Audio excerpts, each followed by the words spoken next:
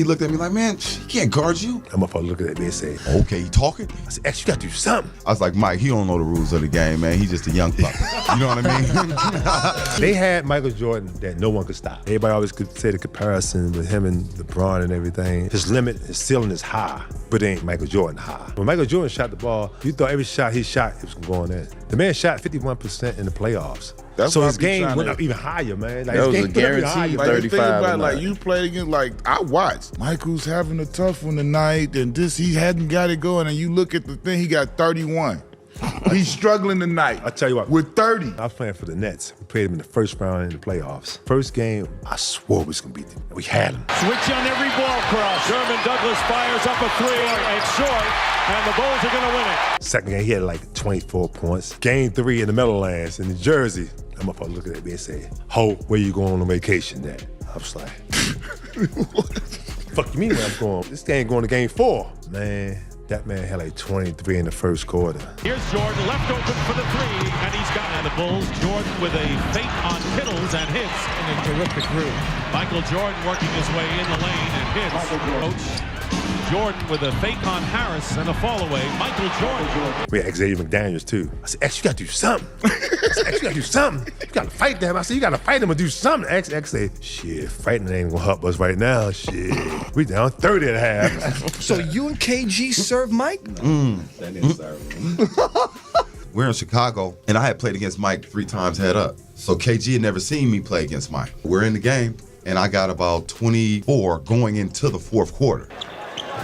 Ryder goes baseline, spin move inside, and gets it out to Terry Porter. Down low, Isaiah Ryder. 2 seconds on the shot clock. 1, and he dunked on everybody. Boy.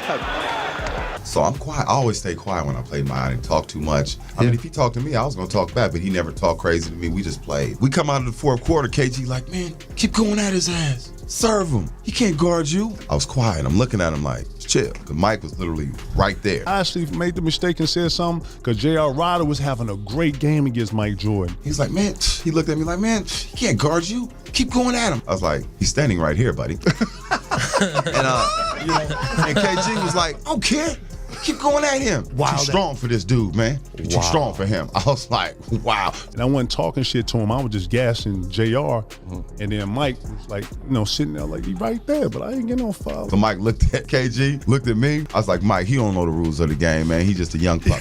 You know what I mean? Mike was like, okay, he talking? Looked at me like, okay. I said, what you looking at me like that for, right? Went to the fourth quarter, man. That man got about 17 quick. Looking at KG, looking at me. I said, look, I got to guard that man. Not you. KG didn't understand that we don't talk to Mike like that. No, don't gas him up. Don't gas him up. At least Michael is, if you look at him from his day one, this is what to me makes him the greatest player in the world. He's the only player who came into the league where his weaknesses when he left the league were his strengths. Most guys come in with strengths and just get better at it. So his ball handler was good, but then it became great. His shot was inconsistent, and then it became indefensible. We had so many pros at the time in the league. So the pros would be on one end, and the college guys would be on the other. We play against the pros. The first game, we always play college against pro, and the second game could be a mix. We're playing against the pros, and we win. Leon Wood on a turnover, beating Jordan for 2 more. To the despair of the NBA, he's got 24, Billy. Jordan goes play baseline, he locked it at high. And so I'm going to get water, and I turn around. This is my first, and Michael's in the middle of the court, half court, with his hands on his shorts. Like, yo, what you doing? Oh, I'm letting these motherfathers know that I'm never leaving this court. I said, oh, that's what we doing? We on that? So I said, all right, so we gonna let them know. We ain't never leaving the court. That's why I love being around him. I'm a shit talker. So when I saw The Last Dance and people were like, oh, he was so hard, I'm like, man, that's what I loved about it. Like, you know what I'm saying? Was he mean to you? No, he wasn't. He actually killed me slowly. Yeah, he would comment to the coach, he's actually doing a great job out here. And meanwhile, he's pouring in 45. Wait, he's talking to your coaches? Yeah, I remember Chris Ford yelling the whole time, like, rookie, get in front of him, get in front of him. and I'm fronting him on the post, and MJ just kind of slowly glides across the floor, and he gets the ball and shakes and scores. And I did everything the game plan said, and then there's a breaking action. We're sitting there, and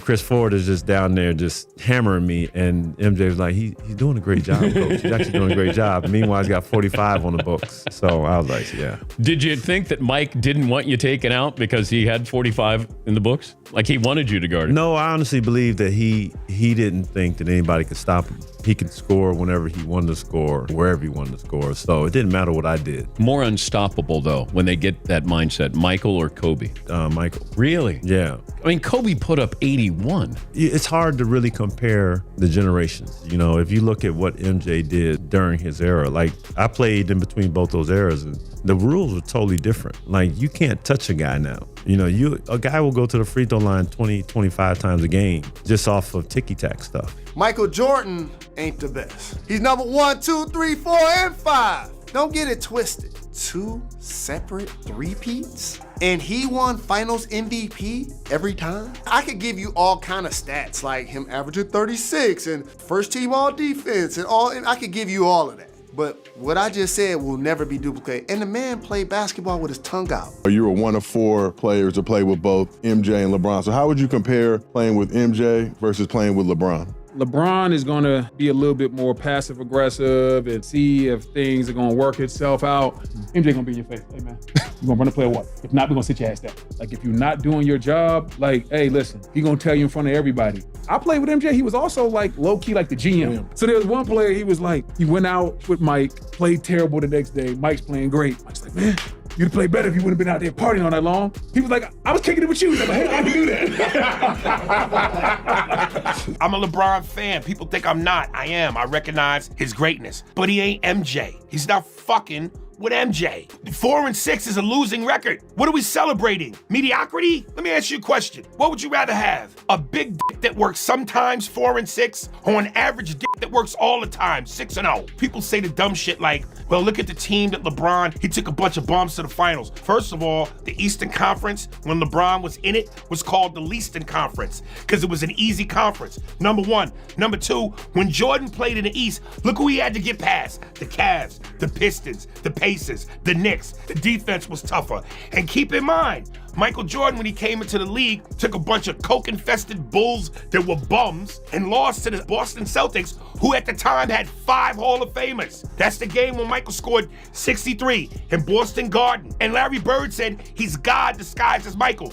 You don't think Michael Jordan could have took that same Cavs team to the fucking finals? As whack as the Eastern Conference was? The fuck out of here. When you talk about GOAT status, it's more than rings. Rings are a part of it. It's rings, it's stats, it's popularity, how you move the culture, impact. A lot of those other players lacked in other areas where Michael Jordan in totality has it all. MJ's the greatest ever. Come on. First team all defense, MVP of the regular season, MVP of the finals, lead the league in scoring. Only been done 4 times. MJ, and MJ. Damn. That's the greatest of all time. That's how you end the debate when these young guys that want to talk about LeBron. That's how you end the debate with him right there.